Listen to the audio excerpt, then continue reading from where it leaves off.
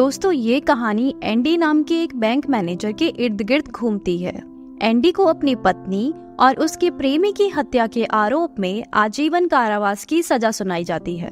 हालांकि वह निर्दोष होता है। एंडी एक शांत, गंभीर और समझदार व्यक्ति है, लेकिन उसके खिलाफ सबूत इतने पक्के होते हैं कि अदालत उसे दोषी मान लेती है। उसे शौशांक जेल भेज दिया जाता है और वहीं से एंडी की कठिन यात्रा शुरू होती है।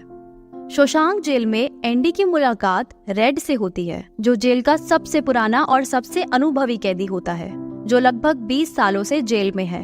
रेड एक ऐसा व्यक्ति है जो जेल के भीतर लगभग कुछ भी हासिल कर सकता है। एंडी रेड से एक छोटी हथौड़ी और एक फिल्म एक्ट्रेस का बड़ा सा पोस्टर मुहैया कराने को कहता है। दरअसल एंडी को छोटे छोटे पत्थर तराशने का शौक होता है। रेड एंडी से पहली ही मुलाकात में समझ जाता है कि एंडी बाकी कैदियों से अलग है। जेल की शुरुआती जिंदगी एंडी के लिए बेहद कठिन होती है। वहाँ उसे दूसरे कुछ कैदियों की हिंसा का सामना करना पड़ता है। एंडी का एक खास गुण है उसका शांत स्वभाव और खुद पर विश्वास। एक दिन एंडी जेल के इंचार्ज को उसके साथियों से ये कहते हुए सुन लेता है कि मेरे भाई ने $30,000 मेरे नाम किए हैं, पर सारा अमाउंट सरकार को टैक्स के रूप में चला जाएगा और वो इसलिए काफी अपसेट होता है। तभी एंडी उसके पास जाता है और उसे बताता है कि गवर्नमेंट का एक रूल है जिसके हिसाब से तुम अपनी पत्नी को $60,000 गिफ्ट के रूप में दे सकते हो, जिस पर गवर्नमेंट कोई टैक्स नहीं लेती। एंडी आगे कहता है कि तुम्हें इस काम के लिए एक लॉयर की जरूरत पड़ेगी, लेकिन ये काम मैं तुम्हारे लिए फ्री में कर दूंगा। बदले में तुम मेरे दोस्तों को बियर पिला देना। इससे इंचार्ज की प्रॉब्लम दूर हो जाती है और इंचार्ज एंडी से काफी इम्प्रेस हो जाता है। इसलिए इस बार इंचार्ज उन कैदियों को खूब पीटता है जो एंडी को परेशान किया करते थे।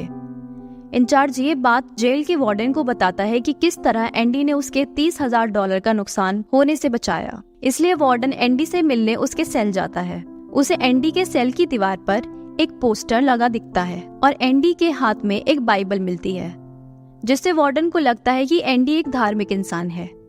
अब वार्डन एंडी को जेल की लाइब्रेरी को सुधारने का काम सौंपता है। साथ ही खाली समय में जेल के ऑफिसर्स एंडी से अपनी ITR भी भरवाना शुरू कर देते हैं। ये सिलसिला सालों तक चलता रहता है। जब काम बढ़ जाता है तो एंडी की रिक्वेस्ट पर रेड को उसकी मदद के लिए लगा दिया जाता है। एंडी को गणित और बैंकिंग का अच्छा ज्ञान होता है। वार्डन अब उससे अपने काले धन को सफेद करने में उसकी मदद लेता है, जो वार्डन ने जेल में कैदियों से काम करवा कर कमाए थे। इसके लिए एंडी और वार्डन एक ऐसे आदमी के नाम के डॉक्यूमेंट्स तैयार करते हैं जो कि इस दुनिया में है ही नहीं, और सारा पैसा उसके अकाउंट में ट्रांसफर कर देते हैं ताकि वार्डन का किया हुआ घपला पकड़ा न जा सके। ये नाम होता है रेंडल स्टीफेंस। एंडी धीरे धीरे जेल के वार्डन के लिए बहुत महत्वपूर्ण बन जाता है, क्योंकि वह उसके पैसों को साफ करने का काम करने लगता है। एंडी की जिंदगी का सबसे बड़ा मोड़ तब आता है जब एक यंग कैदी टॉमी जेल में आता है। टॉमी पढ़ना लिखना सीखने में एंडी की मदद लेता है।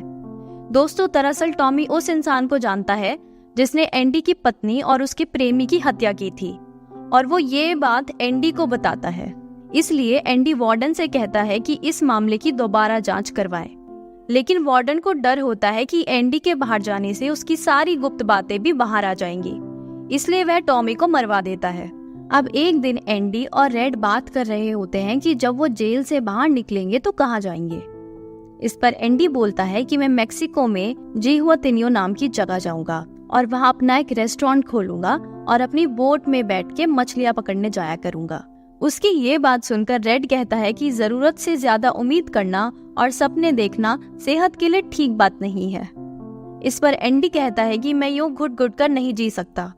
अब मेरे पास बस 2 ही रास्ते हैं, या तो मरूंगा या खुलकर जीऊंगा। एंडी रेड से कहता है कि मुझसे एक वादा करो कि तुम जेल से निकलने के बाद बक्सटन जाओगे। वहाँ एक बड़ा मैदान है, उस मैदान में एक बड़ा सा पेड़ है। पेड़ के पास एक पत्थर की दीवार है जिस पर एक काले रंग का पत्थर है जिसके नीचे कुछ छुपा है। ये कहकर एंडी अपने सेल में चला जाता है। रेड को लगता है कि एंडी शायद सुसाइड करने वाला है। अगली सुबह जब सभी कैदियों को गिना जा रहा होता है, तब एंडी अपने सेल में नहीं मिलता। तभी सायरन बजता है। ये इस बात का संकेत है कि कोई कैदी जेल से भाग गया है। सायरन सुनकर वार्डन एंडी के सेल की तलाशी के लिए आता है और रेड को पूछताछ के लिए बुलाया जाता है। पर रेड को इस बारे में कोई आइडिया नहीं होता। इससे वार्डन गुस्से से तिलमिला जाता है और कुछ पत्थर इधर उधर मारने लगता है। तभी एक पत्थर पोस्टर पर भी लग जाता है, जिससे पत्थर पोस्टर के आर पार हो जाता है। जब वो उस पोस्टर को हटा के देखता है तो हैरान रह जाता है। एंडी ने वहाँ एक सुरंग बना रखी थी। दोस्तों, एंडी हर रात अपने सेल में एक छोटी सी छेनी से दीवार में सुरंग बनाता था। ये वही छेनी है जो उसने 20 साल पहले रेड से मंगवाई थी। एंडी 20 साल तक रोज सुरंग खोदता था। एंडी ये छेनी अपनी बाइबल में छुपा कर रखता था। एक तूफानी रात में एंडी वार्डन के जूते और कपड़े पहनकर सुरंग के जरिए जेल से बाहर भागने में कामयाब हो जाता है। अगली सुबह एंडी उस बैंक में जाता है जहां पर वार्डन का सारा काला धन होता है और एंडी सारे पैसे निकलवा लेता है। दोस्तों, ये अकाउंट एक नकली आदमी रेंडल स्टीफन्स के नाम है, जिसका सिग्नेचर एंडी जेल से किया करता था।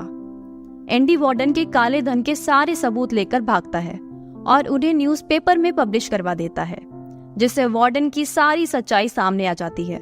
इससे पहले पुलिस वार्डन को पकड़ती, वार्डन खुद को गोली मारकर अपनी जान ले लेता है और एंडी बिना किसी को पता चले अपनी एक नई जिंदगी की शुरुआत करता है।